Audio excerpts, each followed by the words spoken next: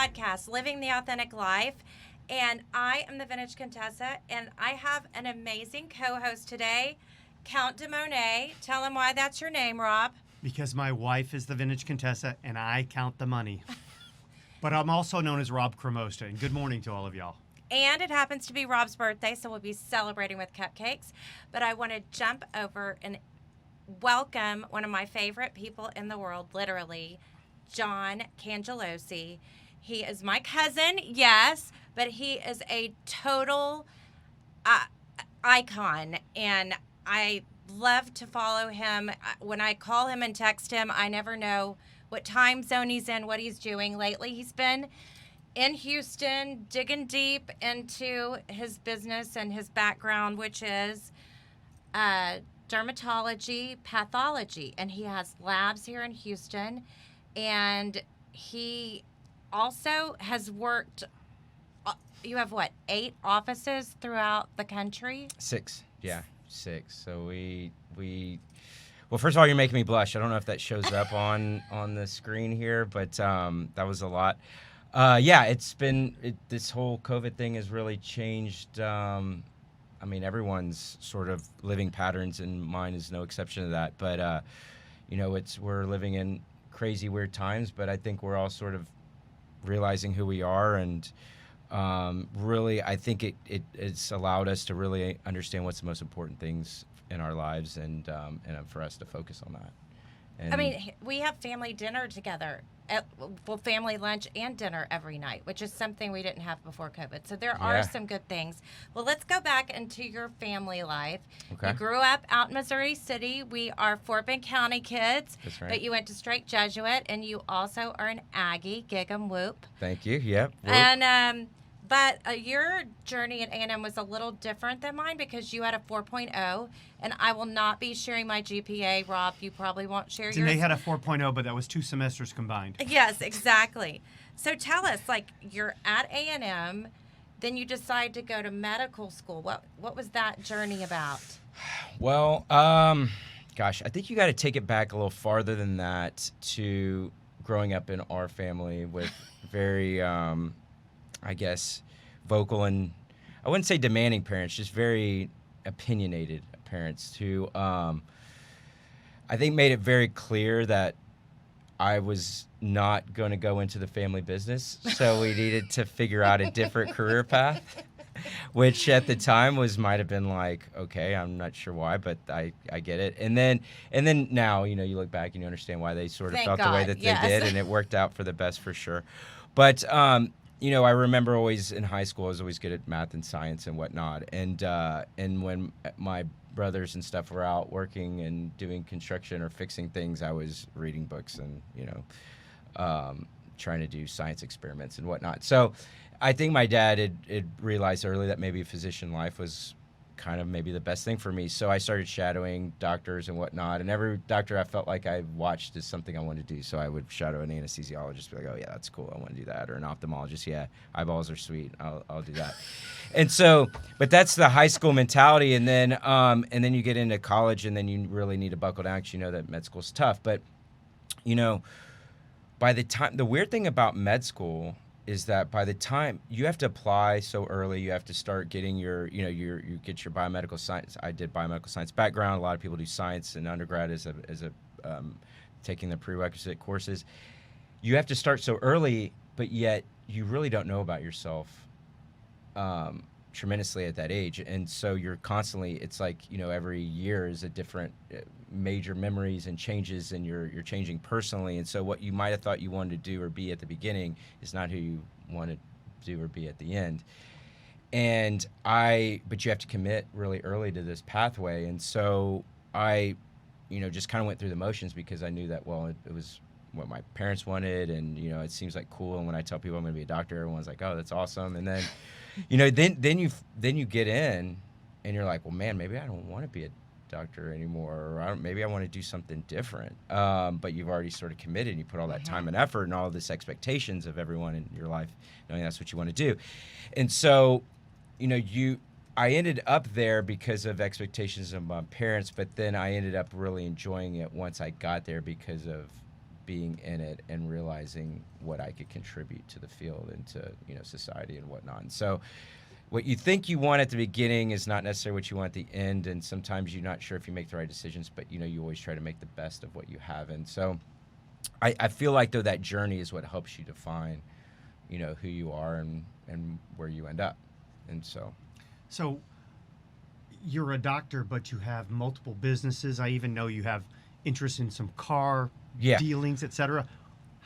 Which do you enjoy more, or how did it all come together that you don't want to just sit in and see clients or see patients every day? So the background of being where I thought, my parents have kind of pushed me into this field, and then kind of going with the flow, and then realizing, well, I'm not sure if this is what I want to do, and then thinking, well, I'm here and I want to make this the best for me.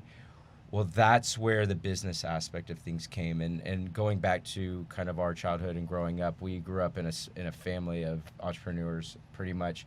I tell the story of where our grandfathers came and why, everyone always says, well, why'd you go to A&M? And, for people that know me and you, Danae, I mean, we're not this stereotypical, A&M, Aggie farmers and whatnot. And even though we went there, we know that that's not exactly, that stereotype doesn't run true to mostly anyone that's there. But however, from an outsider's perspective, that is the stereotype, and we tend to buck that trend. So a common question is, how'd you end up at A&M or not at UT or, some of the other more liberal schools and whatnot. And a big part of that's our background. Mm-hmm. So, our grandfather made it to College Station because he only really knew how to work with shoes as a cobbler. There wasn't much work when he came into the States and then being in New Orleans. And so someone told him that there was this little town in College Station that had a bunch of students that wore a bunch of boots and they might need work on those boots. And, he packed up the family and moved down there and set up a shop and made life for himself. And so that sort of spirit is what I think runs through our whole family, but it's the reason why my journey is what it is because we grew up going to A&M games because our fathers went to A&M because it was convenient for them. They lived there in College Station. It was cheap and it was a great school.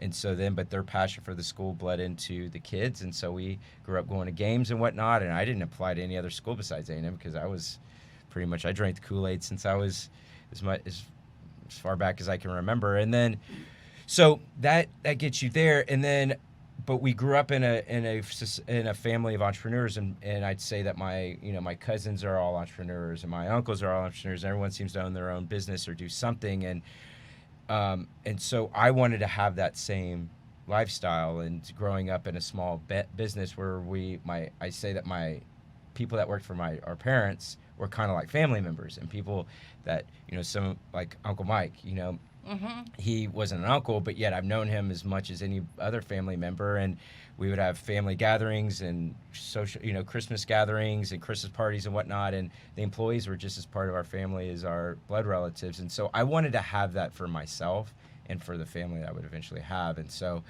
I knew that if I was going to go into business, if I was going to go into medicine, I was going to do the entrepreneurial business route because I wanted to create that lifestyle and that environment for me and my family that I grew up in. And having a family, you say you have your work family, making money with your family and your work family and helping provide for all of them.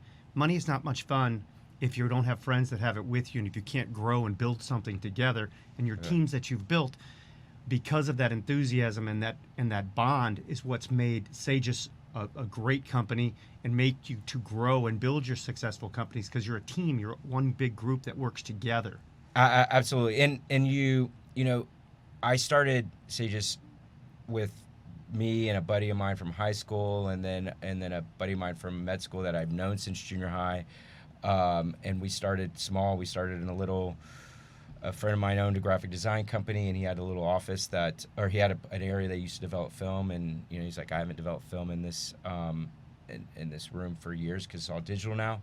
And it made for a nice lab with linoleum floors, white walls, and there was a little office across the hallway, and he's like, you can have it if you like. And so I made it into a little lab, and I even shared a secretary, and they say fake it till you make it. Well, when she saw the one light that came up for my number, I said, answer it as if you're my secretary, and know what all the other line will know any different. but you got to get started that way because you have limited resources, and so.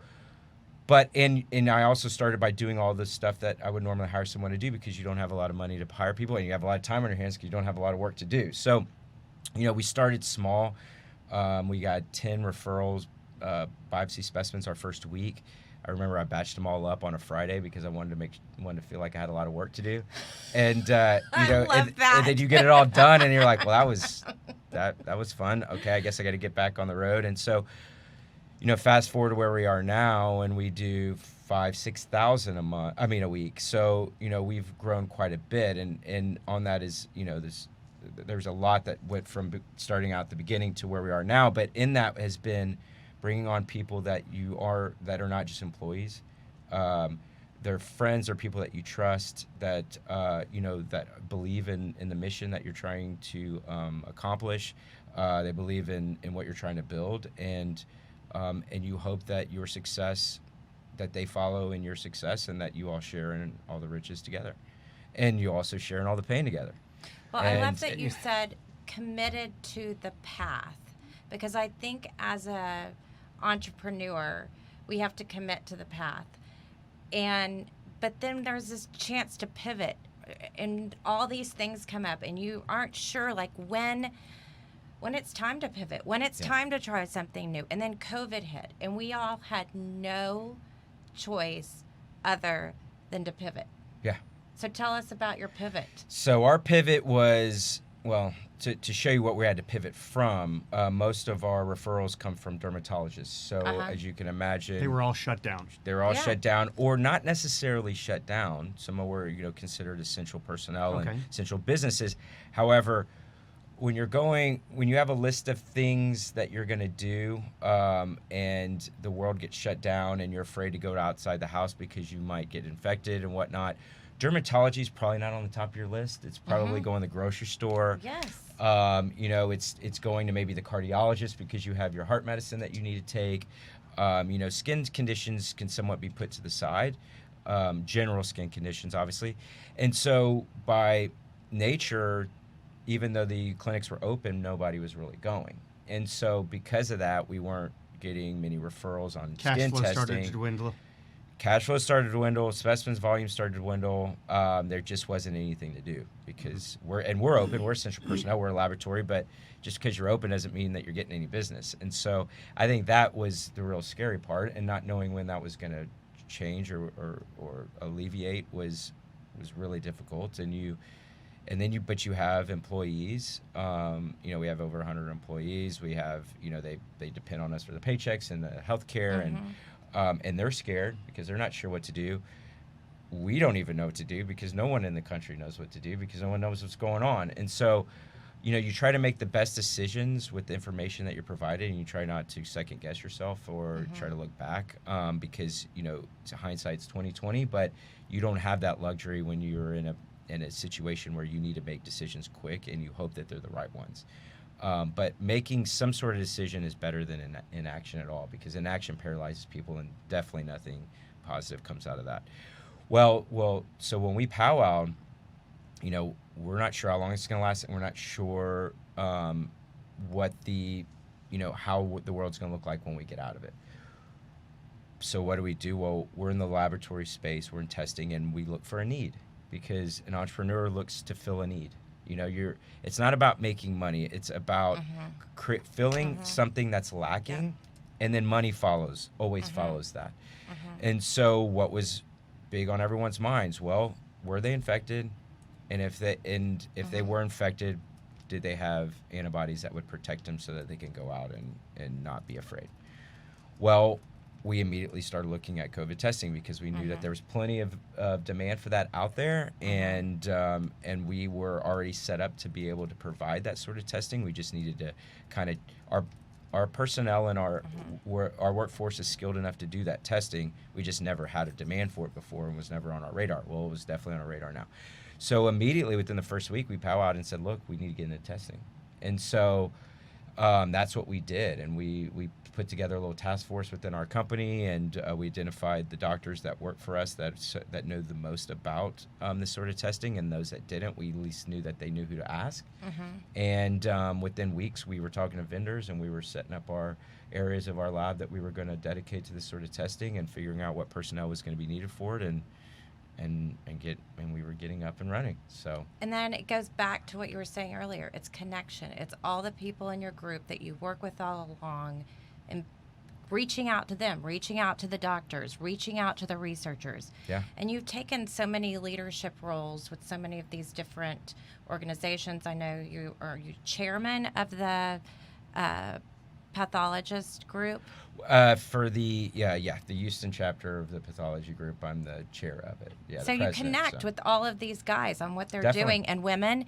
But what I am so also connected to is you were just elected as a director of the Rodeo, which is such an amazing accomplishment, and you've given so much. And talk about starting in the trenches. You were on the mutton busting committee, and you came up from rookie duty. Yeah. We've had a lot of rodeo people on our show before, and that's where we were when this COVID thing was breaking out. You invited Rob and I to come see you at the barbecue, and we're hanging out and we're wondering, and then rodeo is shut down. Yeah. But you still were able to give the scholarships, and you have just tell us a little bit about this giving back. It's not just about your business community. It's what you're doing in the community with everyone.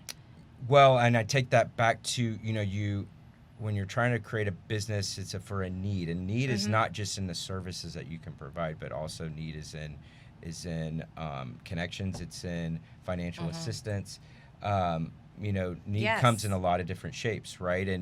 But the common vein that we all have is that we want to provide something to help in the people that have that need. And so charities and philanthropic donations, and not just donating money, but time, donating expertise, donating your energy, all that stuff is I'm very passionate about that, and it helps define me, and I feel like it helps give me the same satisfaction as I would when you create a new line of testing and it becomes successful or needed. You also have a charity that you're in charge of for children that have dermatological needs. Yeah, so it's called a Children's House for the Soul. It's kids that have any sort of skin condition that can be disfiguring, or and if you can imagine, it's already tough enough being a kid, especially in today's society where you have social media and everyone in photoshopping, and everyone is putting their picture out there, and you got TikToks and all that stuff, and the world looks so perfect through a phone. And through all the filters they have on these phones now too. The makeup, and you can do this. It's insanity. Completely. We spent our day yesterday with our 13-year-old talking about how she feels about herself based upon what the world's perception is of what she thinks she should look like. Yeah. And we feel like we're strong parents, but there's this idea through social media of what they should be, and that's really tough. So, and you contributed to it through some of the artwork that you were creating, which I thought was fascinating too. That you took something so ugly as cancer cells, and you made it art. Yeah. Well, so where that all came together was, these kids that have these skin conditions, you can't hide these skin conditions. Right. They're on a lot of it's involving their face, their hands, stuff that is very difficult to conceal. When you have some sort of internal problem, you can easily mask that up with clothing or, but in a skin condition, it's out there for the world to see. And so these kids already have enough pressure as it is just being a kid. And then you add that on, and it can be somewhat or almost unbearable.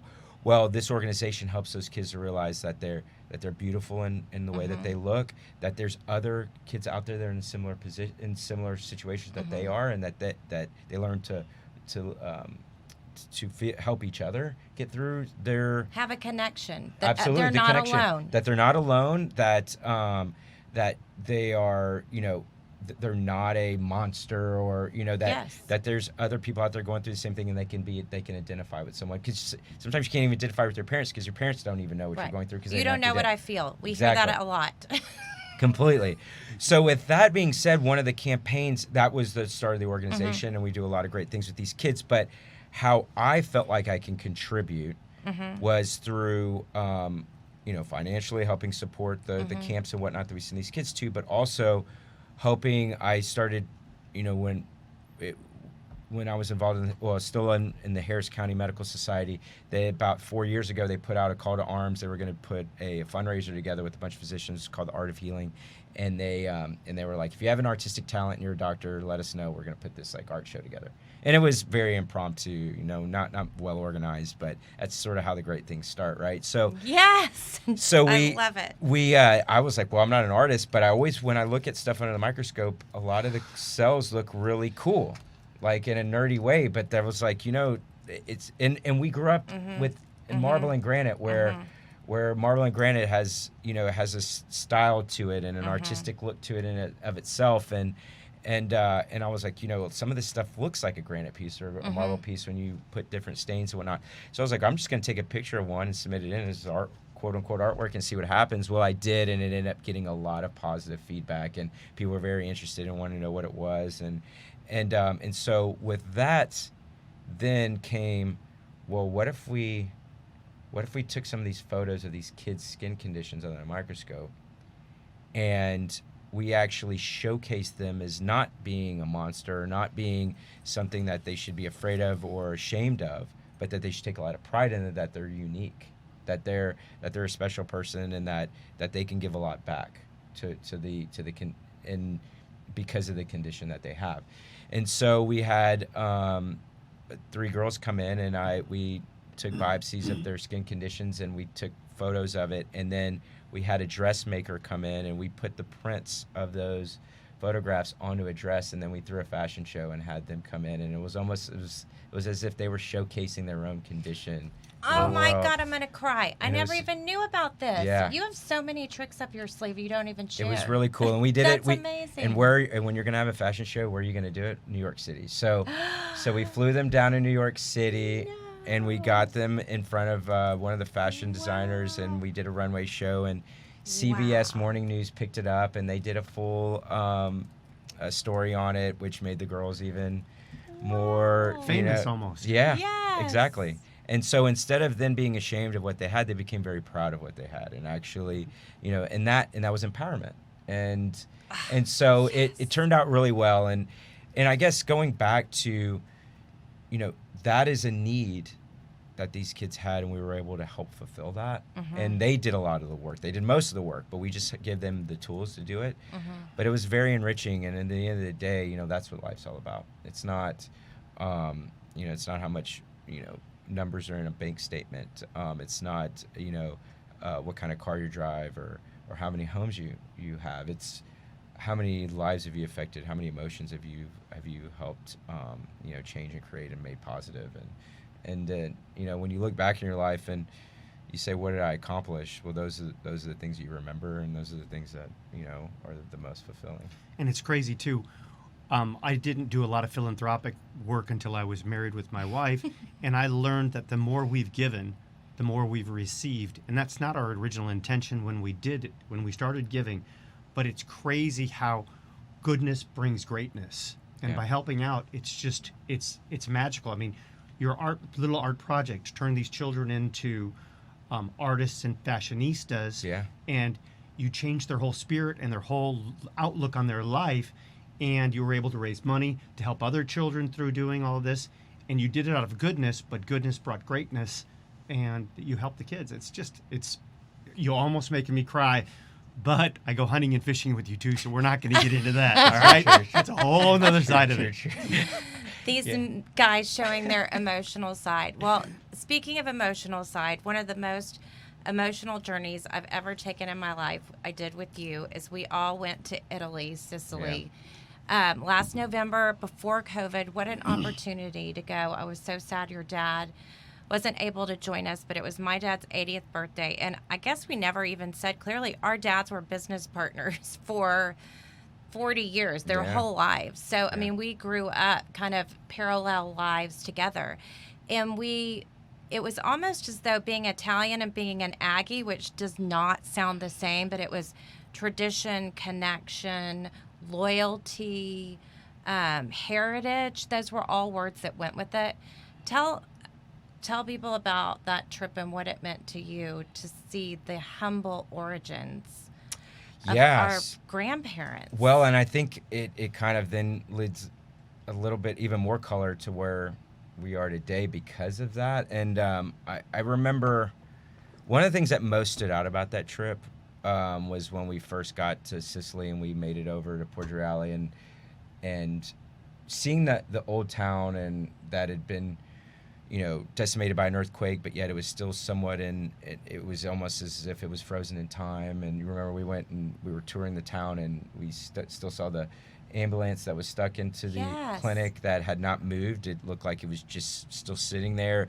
The classroom that had been dilapidated, but there were still lessons drawn in chalk on the chalkboard. I mean, it was as if this was a traumatic event that happened to this town that froze it in time, and then it literally that those people had to pivot. They had to move. They had to change their lifestyle, where the day before they were thinking they were going to live there forever, and the next day everything had completely changed. And our family was a part of that. And we saw the church that they had got married in. It was dilapidated, but it was still there.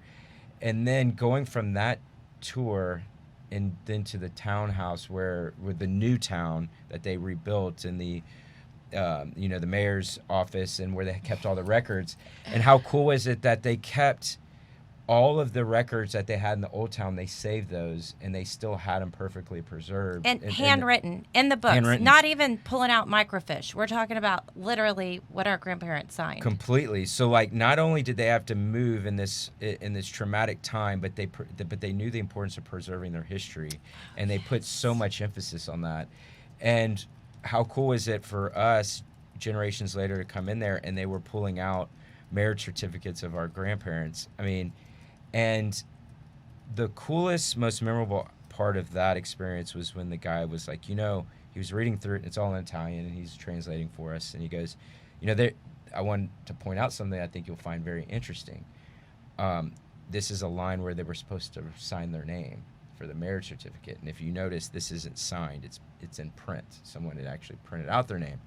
And he goes, that's significant for in the fact that that meant that they didn't know how to read and write, or they didn't know how to write. And most likely, if they didn't know how to write, they didn't know how to read. So, your grandparents, when they got married, didn't know how to. It was a very good chance they didn't know how to read or write. And so, look at them starting out life together without knowing how to read and write, and then immigrating to the United States, and then where they ended up. That's crazy. Immigrating to the United States, starting it, moving to a town, starting their own business, creating a successful family. Like just because you don't have the skill sets or the tools at the beginning doesn't mean that has to be a crutch. That doesn't mean that has to hold you back. That doesn't mean that you're not going to be successful. And I think that really, seeing that history there made us understand where the spirit of our family is and why we are as successful as we are. Grit, determination. They did not give up. And so that was really cool to see that, and that was really the highlight of the historical aspect of that trip, and then being able to see it with your cousins and uncles and aunts and stuff. That was really, really cool. And I'm not sure when we'll go back there, but that will be a memory that I'll cherish forever. I mean, that just being able to see that part of yourself back then was special. And Italy was such a big hot spot for this virus. And we normally go to Capri in the summer and Forte de Marmi, and we're not doing it. But our friends who are Italian say that the numbers there are lower. Can we go back to talking about these antibodies and we don't know the antibody will fix it. When can we travel? What are doctors? There's so much differing information. And that goes to the other part of our podcast. How do we know it's real? So many people are looking at COVID and want to understand it. And there's so many differing opinions. You as a doctor, how are you deciphering what's real? So, as a doctor, I'm just as confused as everyone else. and I think a big part of what is real is being able to express that we don't know, and that in and of itself is I think frustrating, but yet there's a sense of well, at least you're being honest about it, Mm-hmm. and not knowing that you don't know is knowledge in and of itself. Um, but we don't know, and I wanted to say we'll go through all the things we don't know. We don't know that having antibodies actually gives some sort of protective immunity. Mm-hmm. We're still learning a lot about that. The CDC's come out with recommendations say that to doctors we get an email out every day from the AMA, American Medical Association, with sort of highlights of the day and Mm-hmm. whatnot, and I tend to use that as one of the beginnings of my day, just kind of scroll through that and see if there's something I need to know. Mm-hmm. And just recently, with the explosion of antibody testing, they had in a little article that said, don't give your patients too much security in the Mm-hmm. result of this antibody test. And then they went through all the reasons why. And, us being in the lab and offering that test, I wanted to make sure I was on the top of being able to. I don't want to give anyone false security. I don't want to Mm-hmm. give anyone false hope. But that's where we're at right now. Is we don't know if that test comes back, if it's positive, if it truly means you're positive. There's other viruses that we can get that those antibodies can cross-react with. So even though the test says you're positive, it doesn't really. It's testing.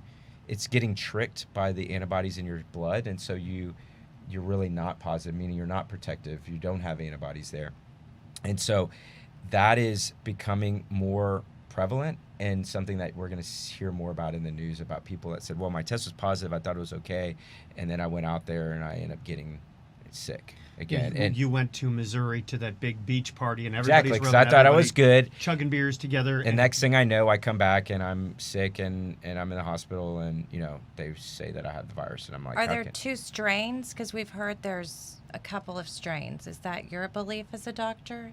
There is research out there that says there is a different types of strains, and depending on the strain you have, influences the severity of your disease. But again, that is just now getting characterized. So, until we have further research on that, it's kind of hard to really know. talk It's about. a moving target. It's a definitely Share moving about target. our friends in Vail. Oh, so we have some good friends in Vail. We were heading up spring break, and we're talking to them, and they're like, oh, it's not a big deal. It's not a big deal. We were going to drive up to go to spring break and ski. We get a call the day before we're going to leave. Hey, Rob, I've got COVID. So does a friend of mine. So do 19 other people that was at a wedding of theirs last summer. And it happened that there were a bunch of skiers that had flown in from Italy, that everything in Vail is tight. The bars are tight. You're sitting next to people in line for a long period of time. It transferred amongst many people. But of all the people we know in Vail that got infected, we only knew one person that died. He was a musician that played in the bars at night. He had a drinking and cocaine problem. He was also almost 70 years old. But the other people we know were all very healthy young people. Well, young meaning most of them were in their 40s and 50s, some in their 60s. But they made it through. And crazy that you wouldn't think of the little town of Vail, but the whole Summit County area really got hit hard. Yeah. No, and I think that's something to put in perspective at the end of the day. Is not to say that we shouldn't be cautious and protective of those around us, but, the relative, mortality of this disease is not extreme. I think that the bigger aspect of why we're taking, and people are like, well, then why are we shutting down the economy? Why are we doing what we're doing? And it's for a couple reasons. One is that it's not the fact that you're going to die from this. It's the fact that you're going to get sick enough that you have to go to a hospital, and you're taking a bed away from someone that really needs it. So it's not the fact that you're going to die from coronavirus. It's the fact that when you have a heart attack, you can't get to the hospital. When you get to the hospital, there's no one there to take care of you. You can't get on a ventilator because they're all taken up by someone else. It's when you get in a car wreck and the doctor's consumed with intubating someone that's got pneumonia and he can't take care of your bleed. It's that our healthcare resources are being funneled away, taking care of a bunch of sick people that they're not being utilized for trauma or other conditions that everyone has every day. So, that is the main factor of doing what we're doing, is to make sure that we protect our limited healthcare resources and give them to the people that need the most.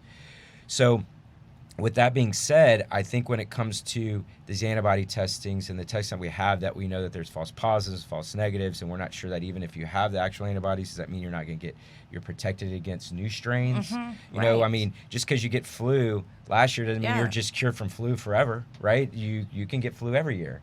And sometimes you can get flu twice in a year because you got one strain and then it mutated, or you were traveling in a different part of the country that had a different strain. And that's why flu vaccines aren't just one strain that they create the vaccine on. They create the vaccine on multiple different strains, and they hope the ones that it has the vaccine for are covered by the ones that you get. So, and just because you get the vaccine doesn't mean you don't get the flu. Many people get a vaccine and still get flu. But so you can't necessarily, there's no silver bullet. There's no just test that's going to say you are protected, that you can do whatever you want, that you are Superman now. You still have to be cautious, and you have to realize that we all have to do our part to make sure that we don't consume our resources on an illness that can be preventable if we can just take precautions on it. Wash our hands more, social distancing, which is challenging for us because we're all people. We like to, especially in your Italian family, we say hello, everybody gives kisses and hugs and does all that.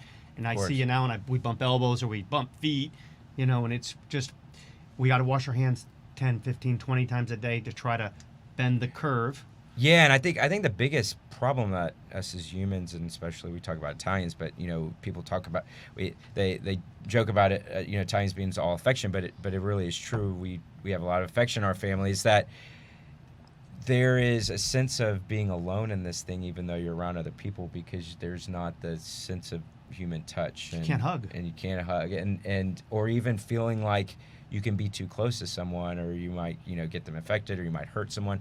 And I mean, it's not more apparent than our parents. I haven't really hung out with my mother in, you know, months since all this happened, because I'm afraid that, you know, if I did have something, I don't want to give it to her because I don't want to be the cause of her getting sick. So, you know, that, and I read an article about the people that are hurting the most are the elderly, because not that they're afraid about getting sick, it's because everyone's afraid of being They're with them. missing their grandkids Yeah. and their kids and all of that. And I think Well, that's really it's one of the most sad consequences of it. And we are pivoting, obviously, with our business, but also with our way of connecting. His mom's birthday, 80th birthday, is in Wisconsin, and we are driving We're doing a instead road of trip.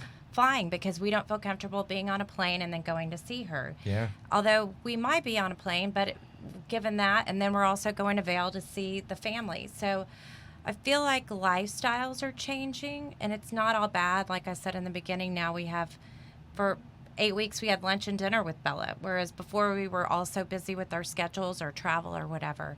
I haven't traveled in 3 months or 4 months. There's some days I ask him to travel. Yes, and There's I used some to, days he wants yeah, to I travel. used to travel 150 to 200 days a year, and now I have a 7-day-a-week, 24-hour-a-day wife, which is wonderful. The greatest thing ever. But it's a new reality on how we have to learn and deal with our skills and people skills with those that we're in the same room with all the time now, or the ones that we can't spend any time with. And we've really changed the way we connect with our audience too as a business. I mean, he was always going to shows and out there, and we love to have parties at our store. We're not doing that anymore, but we're reaching out through this podcast in different ways. And we found that, interestingly, I was kind of embarrassed or I felt it was inappropriate to talk about luxury when this came out. Yeah. But then I realized that people look at fashion and style as a creative outlet. Yeah. And it doesn't have to be, and we like you said, I'm so much more excited if I get to see someone and talk to them in the store, even if they don't buy anything, than I am for an order to come in on the website. So I too am like completely affected by connection, and that's what I've missed the most. But I feel like that we're in this place now that luxury is different. How do you are you traveling? What's luxury to you now? Like where are you going? Well, what are you doing? I tell you what's luxury to me. So, and that's a good question. And the reason I have a smirk on my face is because I was joking with a friend of mine just the other day, and he was like, "Man, I think that you're digging this COVID thing more than anyone that I've ever seen." And I'm like, I really am. I said, like, this has been a positive thing in my life, and weird and morbid way, but you know, I remember looking at my calendar before rodeo, and we were trying to plan a trip with my brothers to go fishing in Florida, and literally I could not get a weekend open to go with them for 4 months. It was 4 months. It's And sad, yes. and it was kind of like a wow, I cannot believe that my life is to a point that I have to schedule stuff out with my brothers 4 months in advance in order for us to do something. Like, that's insane. It is. And you get, but you know, you get involved in life and you never say no, and that's my problem. And you know, and then you get involved in a million organizations. Well, those million organizations have events, and they do well in planning early, and so your schedule starts to get picked up, you know, 6-8 months, a year in advance, and then you're like, well, okay, I tell you what, I can't do 2021, but 2022, That's looking good. we're good.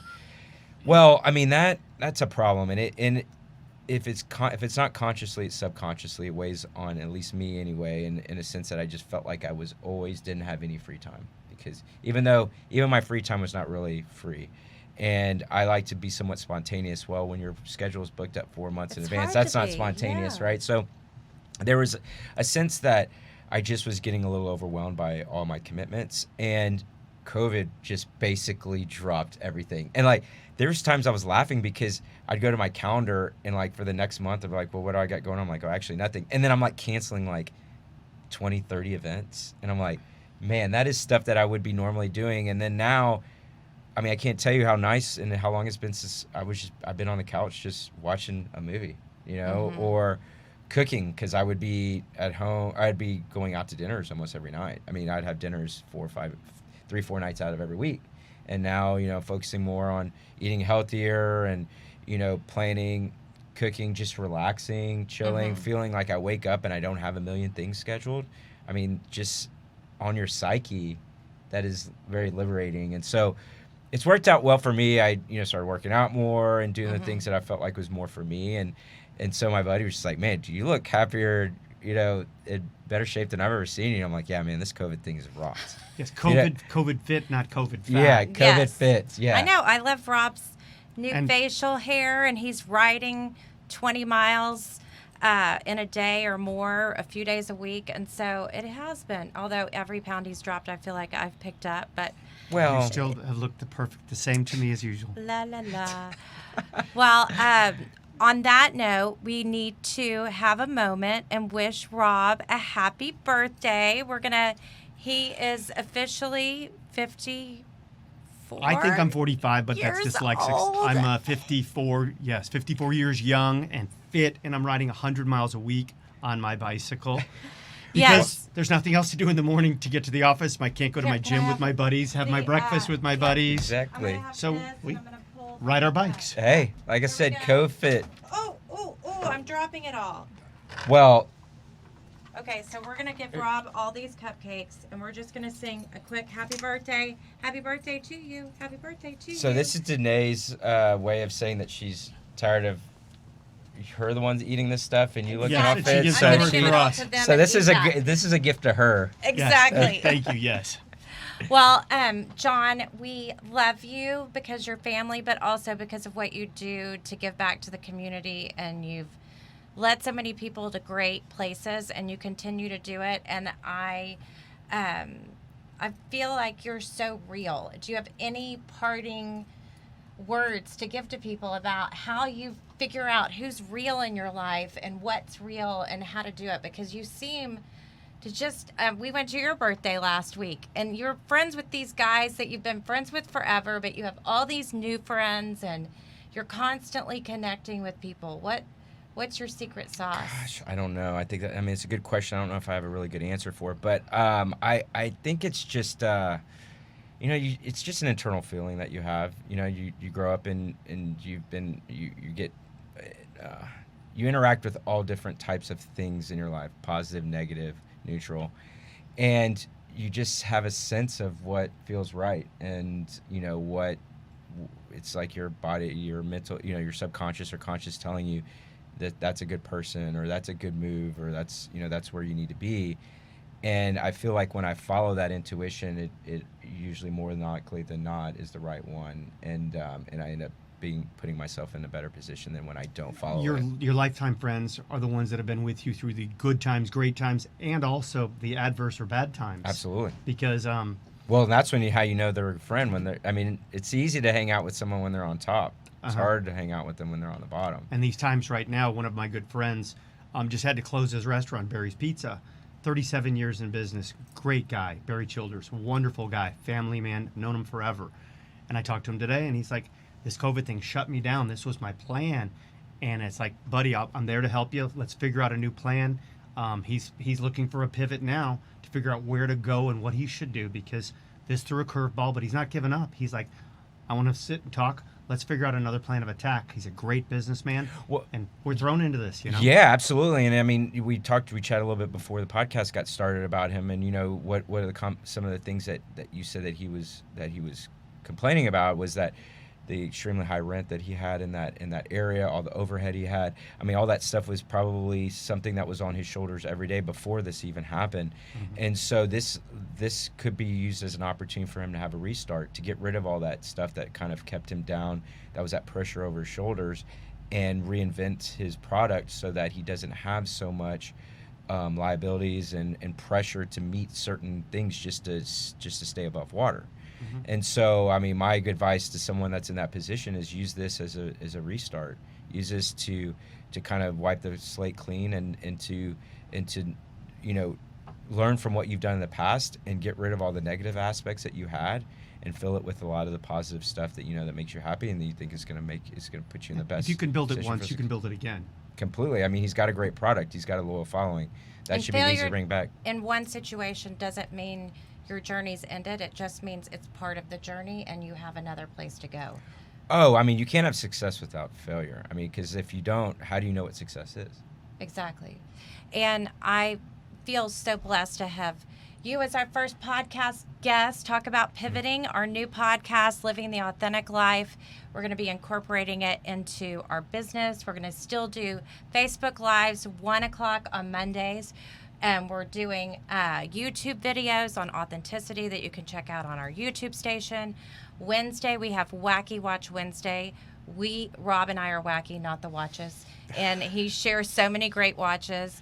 And then Thursdays, we'll be here at 10 o'clock for the podcast. And then the weekends, we'll be taking it on the road or showing you our personal lives, because we believe that authentic life isn't just about products, it's about people and connection.